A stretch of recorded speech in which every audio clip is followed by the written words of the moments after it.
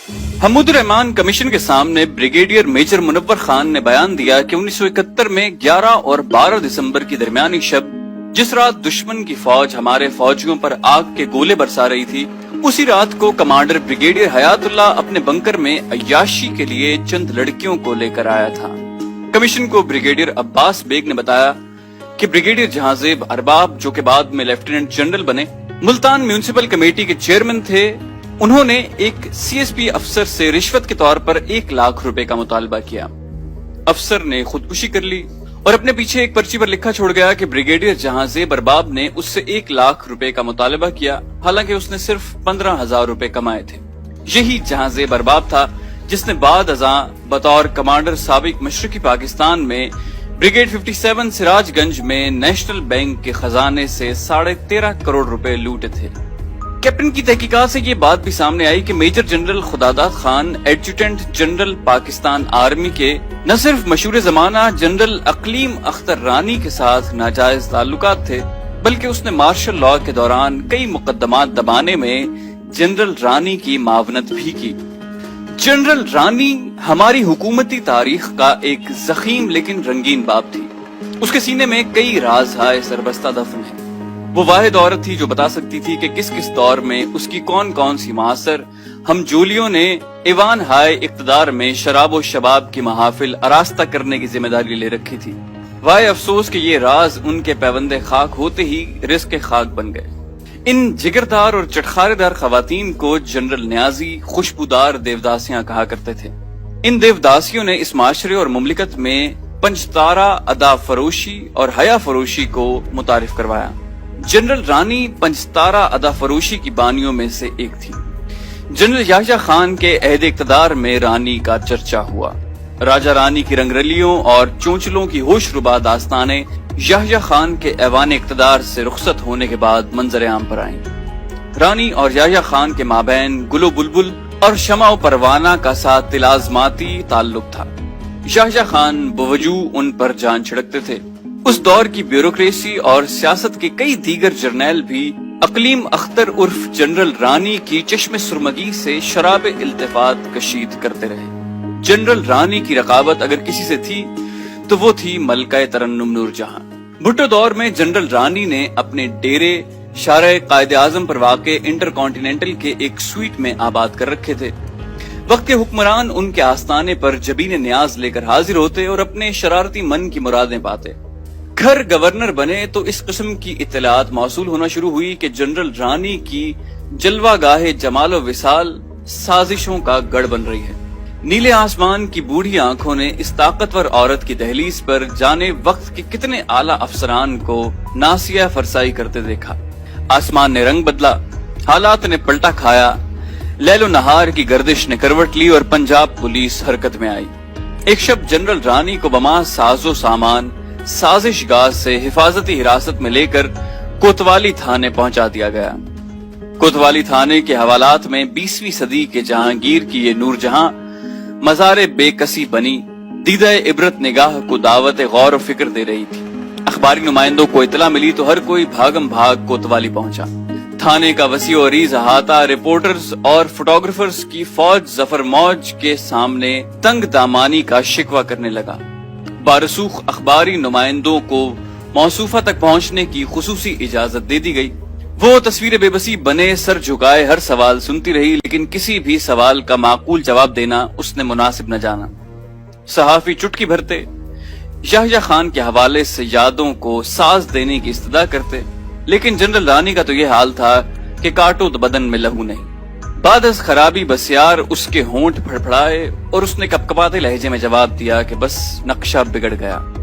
समंदर की पाताल और आसमान की पहनाइयों से खबर ढूंढ निकालने वाले खोजी रिपोर्टर बसद हसरत व मुराद नाकाम लौटे। वो ये न जान सके कि कौन सा नक्शा बिगड़ गया।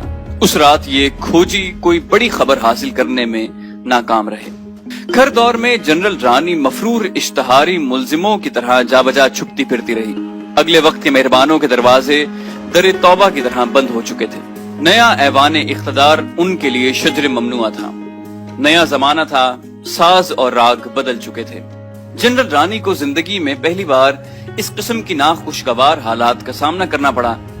वो अपने आशनाओं से राब्ता करती, हर एक की मिन्नत समाजत करती, जाए अमा और दारुल अमा फराहम करने की बिनती करती, लेकिन नए दौर में हुक्मरानों की अताब से बचने के लिए हमा नौई ब्यूरोक्रेसी के असफंदियार और अफरस्याब भी अपनी इस चहीती से आंखें चुराने लगे।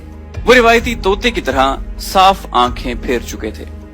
कूचा कूचा कुबकू करिया करिया खाक छानने के बाद उसे मालूम हुआ कि पूरे पाकिस्तान में अगर कोई एक शख्स उसे पनाह दे सकता है तो वो लाहौर का एक सहाफी है। एक रात उस सहाफी के घर टेलीफोन की घंटी बजी। सहाफी की बेगम ने टेलीफोन का रिसीवर उठाया। दूसरी जानिब खौफजदा लहजे में एक खातून मौजूद थी।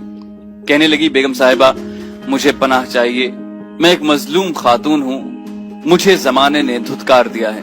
कल तक मेरी चौखट बड़ी बड़ी नामवर पेशानियों की सजदगाह थी और आज मैं जिस भी दरवाजे पर जाती हूँ मुझे खोटे सिक्के की तरह लौटा दिया जाता है। नामवर सहाफी की बेगम ने कहा कि आप जानती हैं कि आपने किसके घर फोन किया है?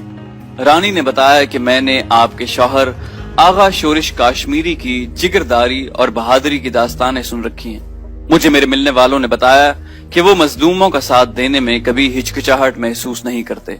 बेगम साहिबा ने कहा, आगा साहब इस वक्त आराम कर रहे हैं। वो जब सो रहे हों तो हम में से किसी की भी जरूरत नहीं होती कि उन्हें जगा सके। वो जब लिखने में मसरूफ हों या आराम कर रहे हों तो किसी किस्म की मदाखलत और खलल बर्दाश्त नहीं करते। 1-2 घंटे गुजरने के बाद फोन की घंटी दोबारा बजी। दूसरी जानिब बोलने वाली खातून ने यह ऐलान किया कि मैं इंतहाई मजबूर हूँ और मेरे पास बजुस इसके कोई और चारा नहीं कि मैं बनफ्स नफीस आपके दौलत कदे पर हाजिर हो जाऊं। चंद घंटे गुजरने के बाद रात के पिछले पहर जनरल रानी आगा शोरिश काश्मीरी के घर के दरवाजे के बाहर मौजूद थी। आगा साहब को बअम्रे मजबूरी नींद से जगाया गया। वो बाहर आए और पुरसिशे अहवाल की। जनरल रानी ने हुकूमती मजालिम की एक तूफानी दास्तान सुनाई और उसके बाद पनाह की तलबगार हुई। आगा साहब ने कहा कि मैं तुम्हें तादेर अपने यहाँ पनाह नहीं दे सकता। ये सुनना था कि जनरल रानी ने एक जखीम एल्बम आगा साहब को पेश किया और कहा कि इस एल्बम में पाकिस्तान के सिविल और मिलिट्री ब्यूरोक्रेट्स, सियासतदानों और सरमायादारों की जिंदगी के मख्फी गोशे तस्वीरी जबान में हकीकत हाल बयान कर रहे हैं। आगा साहब ने जनरल रानी को अपने यहाँ एक रात ठहरने की इजाजत दे दी। ये रात जनरल रानी ने आगा शोरिश काश्मीरी के घर के अकब में भैंस के लिए बने एक छप्पर के नीचे गुजारी। पंचतारा होटलों, सदारती महलों और विजारती ऐवानों की मखमली और गुदास बिस्तरों पर रातें बसर करने की आदी खातून के लिए ये रात यकीनन कयामत की रात थी। सुबह होते ही वो चल दी। आगा साहब ने उसके दिए हुए तोहफे को उसकी आंखों के सामने नजरे आतिश कर दिया। कहा कि इख्तिदार से महरूम होने वाले लोगों के ऐब उछालना बुज़दिलों का काम है। आज तुम ये तस्वीरें उठाए फिर रही हो, कल तुम इन लोगों के निगार खानाए ऐश की रौनक होगी। आगा साहब ने जो कुछ कहा वो सच साबित हुआ। भुट्टो हुकूमत से जनरल रानी की खुफिया डील हो गई। जनरल रानी भी ज़ेरे जमीन चली गई और उसके बारे में उछाली जाने वाली रंगीन दास्तानों पर भी पर्दा डाल दिया गया। एक गैर मामूली इंटरव्यू में जनरल रानी ने इंकशाफ किया कि एक रात आगा जानी मुझसे मिलने आए थे और किसी हद तक बेचैन थे। आते ही मुझसे पूछा कि तुम्हें फिल्म धी रानी का गाना चीची दा छल्ला आता है? मैंने मुस्कुराते हुए जवाब दिया कि मेरे पास गाने सुनने का वक्त कहाँ है। उसी वक्त उन्होंने मिलिट्री सेक्रेटरी को फोन किया और नगमे की कॉपी लाने का हुक्म सादिर किया। रात के 2 बजे का वक्त था, बाजार बंद थे। मिलिट्री सेक्रेटरी को 1 घंटे के अंदर अंदर एक ऑडियो एल्बम की दुकान खुलवा कर गाने की कॉपी हाजिर करना पड़ी, जिसके बाद आगा जानी खुशी खुशी नगमा सुन रहे थे। हर दौर किसी न किसी जनरल रानी और उसकी बटालियन की हुक्मरानी का दौर है। जनरल रानी मर चुकी, मगर वो मुतमईन है कि उसकी रूह जिंदा है। वो मुतमईन है कि उसके बाद भी इख्तिदार के ऐवानों में किसी न किसी जनरल रानी के कहकहों और चहचहों पर दिलो जान निसार करने वाले रंगीले याहया खान मौजूद हैं। जनरल रानी सिर्फ एक नाम नहीं, वो सिर्फ एक औरत नहीं, बल्कि वो एक इस्तिआरा और इदारा थी। ये इदारा अब नाकाबिल तस्खीर हद तक मुस्तहकम हो चुका है। जनरल रानी ने मुख्तदर तबकात के ऐवानों को हिरनियों, तितलियों, बुलबुलों और मैनाओं से सजाने का फन मुतारिफ करवाया था। ये फन अब बालिग हो चुका है। जनरल रानी कल भी ऐवान इख्तिदार पर काबिज थी और उसकी तरबियत याफ्ता कई दीगर कारीगर और फनकारानियां آج بھی ایوان ہائے اقتدار کی انٹیریئر ڈیکوریشن میں مصروف ہیں۔ ایک تقریر کے دوران سکوت مشرقی پاکستان کا ذکر کرتے ہوئے آغا شورش کاشمیری نے کہا تھا کہ اس کے ذمہ دار انگنت ہیں، لیکن ان میں انگور کا پانی اور جنرل رانی نمایاں ہیں۔